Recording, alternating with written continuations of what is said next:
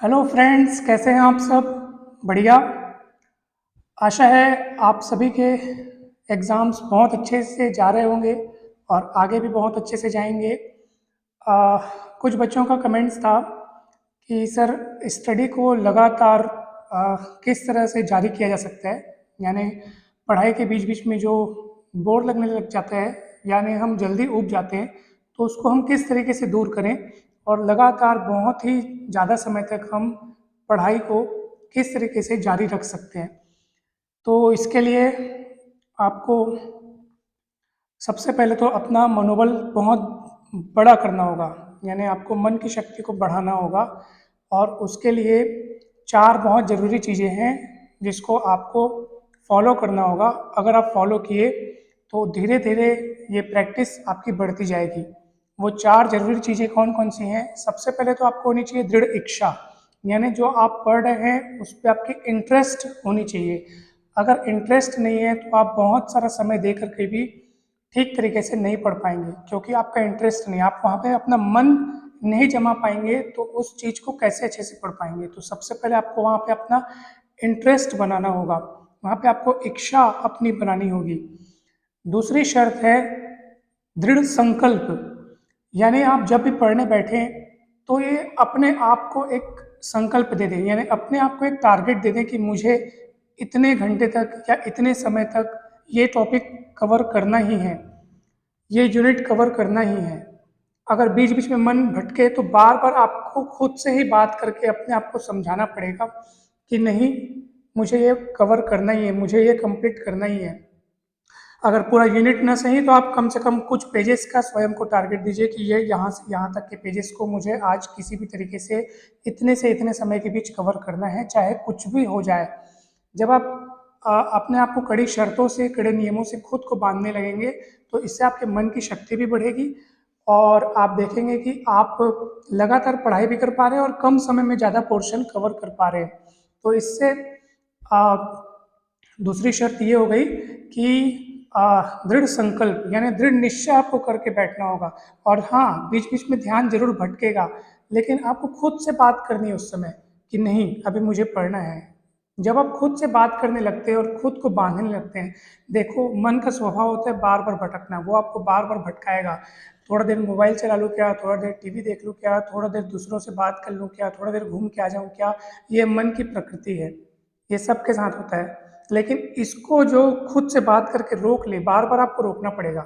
और उसके लिए तीसरी शर्त है दृढ़ अभ्यास, क्योंकि ये अभ्यास के द्वारा ही संभव है। मन को बार बार जो बांध सकता है ना, वही लगातार पढ़ाई कर सकता है। तो आपको बार बार अभ्यास करना पड़ेगा। थोड़ा देर पढ़े, एक आध दो पेज पढ़े, फिर मन भटका, फिर उसको खींच के लाना पड़ेगा।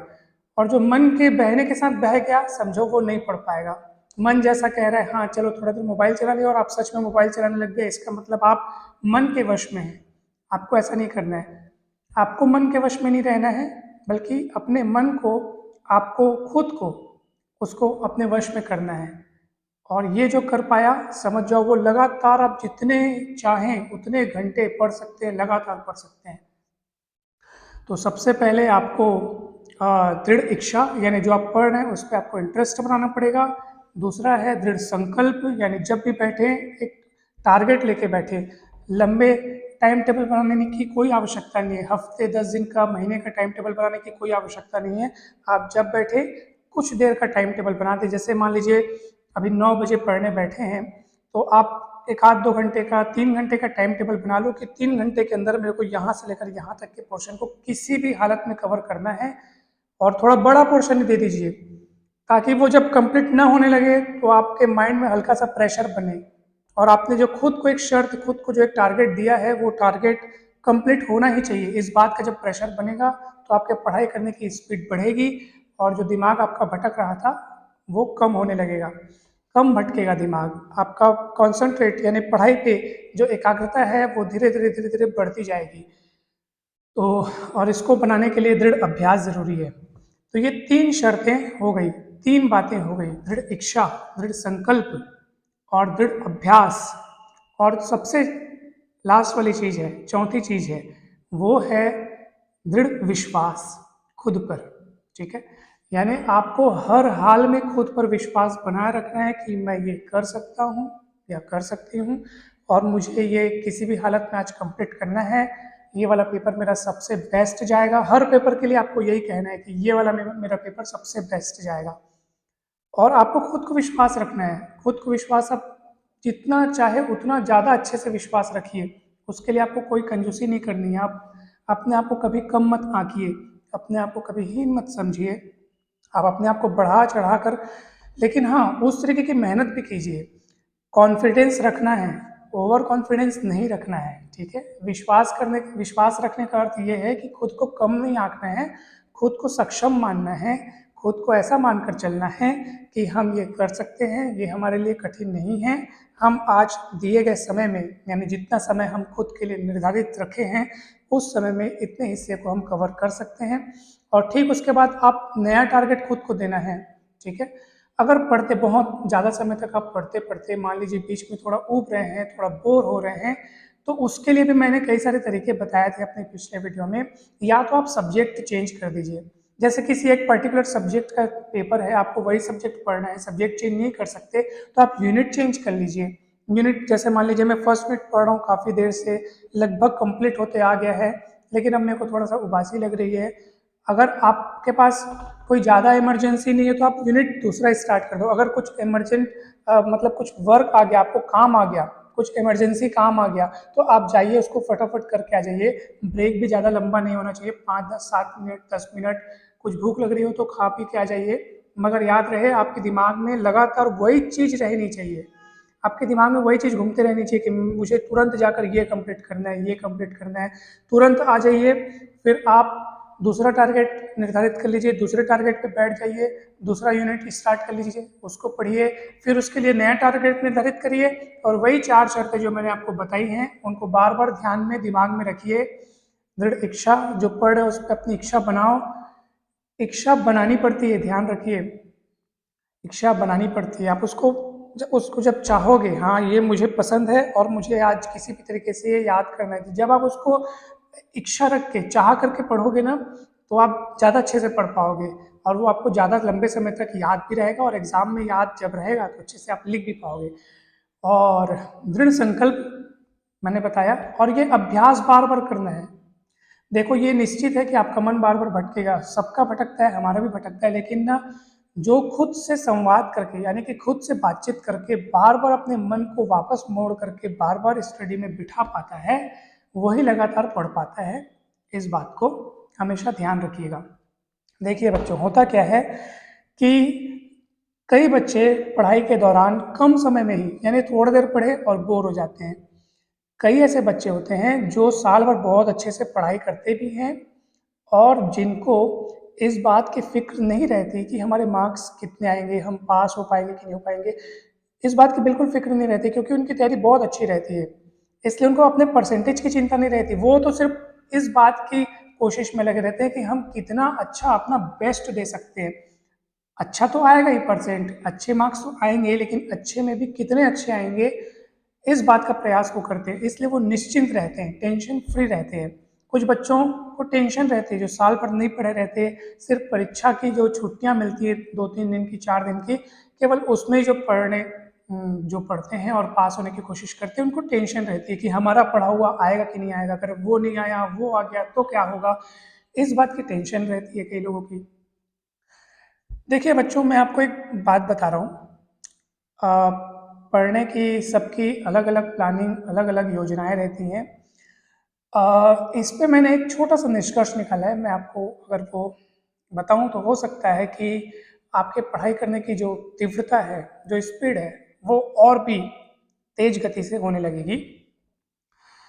कोई भी कार्य हो, कोई भी कार्य हो, अगर आपका वहाँ पे मन, वहाँ पे दिल अगर आपका नहीं लग रहा है, मान लो आपका ध्यान बार बार भटक रहा है, उस काम को आप पूरे जुनून के साथ नहीं कर पा रहे हैं, तो एक बार उस कार्य के पूर्ण होने पर जो उसके सुनहरे परिणाम हो सकते हैं, यानी अगर वो कार्य कंप्लीट हो गया, अगर वो अच्छा कार्य है, तो जाहिर सी बात है कि उसके परिणाम भी अच्छे होंगे। तो अगर आप उसके परिणाम पर ध्यान दे दें, उसके परिणाम से होने वाले आपको जो फ़ायदे होंगे, अगर आप उस पे ध्यान दे दें, तो बार-बार वो चीज़ आपको बार-बार खींचेगी कि अरे! मैं अगर ये काम कर लूँ तो मुझे वो चीज़ें मिल सकती हैं, तो वो काम में आप बार-बार डटे रहेंगे। अब आप सोचिए थोड़ी देर के लिए, अगर आपने अच्छे से दिल लगा कर के पढ़ाई की और आपके मार्क्स काफ़ी अच्छे आ गए, बहुत अच्छे मार्क्स आ गए, अच्छे परसेंटेज बन गए, तो आप इससे होने वाले फ़ायदों को बार-बार याद करिए कि इससे मुझे क्या-क्या फ़ायदे हो सकते हैं। अगर आप ग्रेजुएशन के फाइनल ईयर में हैं, मान लीजिए, तो ग्रेजुएशन कंप्लीट होने के बाद अगर आपके परसेंटेज अच्छे बनते हैं, अगर आप पोस्ट ग्रेजुएशन करना चाहते हैं, तो सोचो ज़रा कि इसके बहुत अच्छे से परसेंटेज आएंगे, तो अनेक जो है, मतलब अनेक जो कॉलेजेस हैं, अनेक जो संस्थान हैं, वहाँ पर आपको पीजी के लिए, यानी पोस्ट ग्रेजुएशन के लिए परसेंटेज बेस पे आपको अच्छा सिलेक्शन मिल सकता है, अच्छे मार्क्स के हिसाब से आपको अच्छा कॉलेज मिल सकता है। यानी कि सबसे पहले तो आप अपने मित्रों में, अपनी क्लास में और अपने कॉलेज में फेमस हो जाएंगे। आप छा जाएंगे, एकदम हर तरफ छा जाएंगे। अपने फैमिली में छा जाएंगे, आपकी हर तरफ चर्चाएं होने लगेंगी, हर तरफ आपकी तारीफ होगी, आपकी चर्चा आपके समाज में भी होगी और आपके रिश्तेदारों के बीच भी होगी कि अरे इनका इतना अच्छे परसेंटेज आया, भाई मानना पड़ेगा, मान गए गुरु। आप सोचो कितनी ओर से आपको तारीफें मिलेंगी कि ऐसा परसेंट तो आज तक हमने सुना नहीं। वो आगे के करियर के लिए, आगे की स्टडीज़ के लिए आपको हर कदम कदम पर बहुत ही ज़्यादा मदद करने वाली है। जो अभी आपके परसेंटेज, अभी आपके मार्क्स आने वाले हैं, ये मैं आपको उदाहरण से ही प्रस्तुत करता हूँ, ठीक है। कक्षा 12th में मैं अपनी खुद की बात बताता हूँ। कक्षा 12th में मेरे जो परसेंटेज आए थे वो थे 92%, और उसके पहले भी परसेंट अच्छे आते थे, मगर मैं उतना ज़्यादा फेमस हुआ नहीं था। फेमस था लेकिन स्कूल तक था बस, क्योंकि बोर्ड क्लास के रिज़ल्ट की चर्चा पूरे शहर में होती है और जो लोकल क्लास के रिज़ल्ट हैं उसकी चर्चा ज़्यादा नहीं होती है, वो स्कूल तक होती है। तो बोर्ड क्लास यानी कि 10th और 12th, तो 10th में भी काफ़ी अच्छे परसेंट आए थे, लेकिन 12th में जो थे 92% जब आए, तो आप यकीन नहीं करेंगे कि मैं उस दिन, जिस दिन रिज़ल्ट डिक्लेयर हुआ, मुझे खुद नहीं पता था कि कहाँ कहाँ तक इसकी चर्चाएँ हो रही हैं, और वो पूरे शहर में फैल गया कि अरे इनका इतना परसेंट है, इनका इतना परसेंट है। मेरे मित्रों का भी काफ़ी अच्छा परसेंट आया था। तो उस दिन मुझे यकीन हुआ कि यार ये तो मानना पड़ेगा यार, मैंने तो मेहनत करी, लेकिन मैंने ये सोचा नहीं था कि ऐसा कुछ हो जाएगा और परसेंटेज इतने अच्छे आ जाएंगे कि मैं छा जाऊँगा पूरा। तो ऐसा सबके साथ हो सकता है। वो कहते हैं ना कि आप मेहनत कीजिए, बस मेहनत कीजिए, फिर जिस दिन आपका परसेंट अच्छा आएगा ना, आपको पता नहीं चलेगा कि आपकी जो चर्चाएँ हैं वो कहाँ-कहाँ तक फैल रही है, कहाँ-कहाँ तक जा रही हैं। आपको बहुत खुशी होगी, बहुत ज़्यादा खुशी होगी, और आपका आत्मविश्वास, आपका मनोबल और बढ़ जाएगा। आपको एक दिन में ऐसा लगेगा कि कल मैं ऐसा कर दूँगा, कल मैं वैसा कर दूँगा। अब नए कोर्स में एडमिशन लूँगा तो वहाँ भी छा जाऊँगा और वहाँ भी मैं गोल्ड मेडल ले आऊँगा। फिर आपके मन में ऐसे मतलब बहुत ज़्यादा आपके मन में जो है ख्वाब जो हैं वो आप बुनने लगोगे, और ये डेफ़िनेटली होगा। तो आप सोचिए कि एक बार अगर आपने अच्छा परसेंट बना लिया, एक बार आपने मेहनत करके कुछ अचीव कर लिया, तो समझ जाइए कि वो ना आपको बार-बार अगला अच्छा करने को प्रेरित करते रहेगा। आप फिर हमेशा पछताते रहेंगे। जो एक बार सफल होता होता है ना, उसको बार-बार सफल होने के लिए मेहनत करना पड़ता है, नहीं तो वो एक बार की सफलता को लोग तुक्का समझने लगते हैं कि हाँ, तुक्के में इसका नंबर अच्छा आ गया। इसलिए एक बार सफल हो जाइए, फिर वो बार-बार को सफल होने के लिए वही चीज़ मोटिवेट करती रहेगी, और वो होगी भी आपके साथ, और वो फिर आप मेहनत करके हर बार भी सफल होते जाएँगे, ठीक है?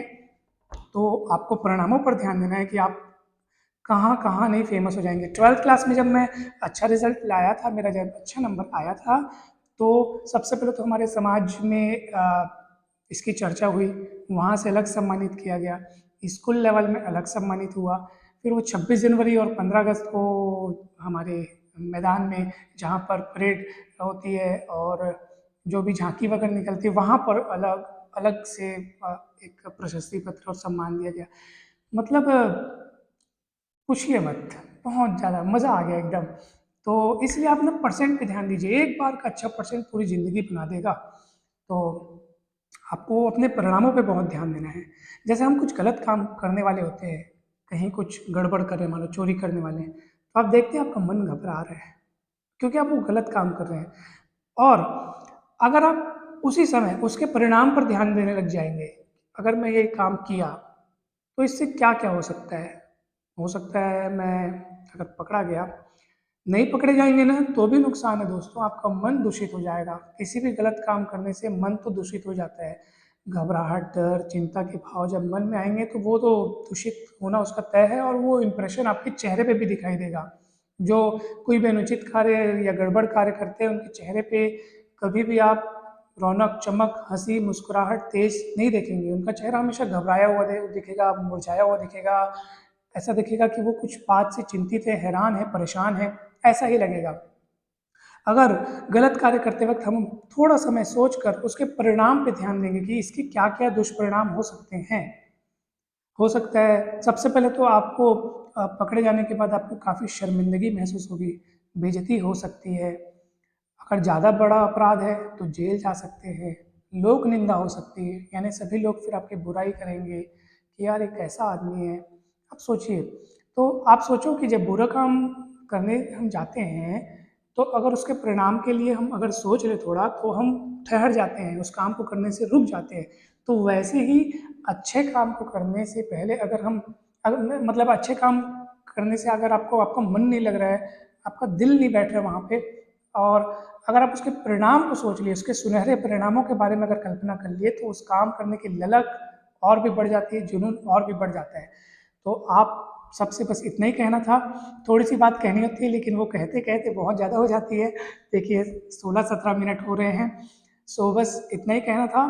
सबसे महत्वपूर्ण सूत्र मैंने आपको 4 बताए: दृढ़ इच्छा, दृढ़ संकल्प, दृढ़ अभ्यास और दृढ़ विश्वास। और बार बार खुद से बात करके, खुद को मोटिवेट करके आपको लगातार पढ़ाई पे अपने आप को बनाए रखना है, बिठाए रखना है। और फिर तो कहना ही क्या है, आप हमेशा अच्छे मार्क्स लाएंगे। और मेरा ऐसा विश्वास है, ऐसी आशा है, और मैं आप सभी के लिए भगवान जी से प्रार्थना भी करूँगा कि आप सभी का रिजल्ट बहुत अच्छा आए। बहुत बहुत धन्यवाद सभी को, और सभी को ऑल द बेस्ट आपके सारे आने वाले एग्ज़ाम्स के लिए। Thank you so much.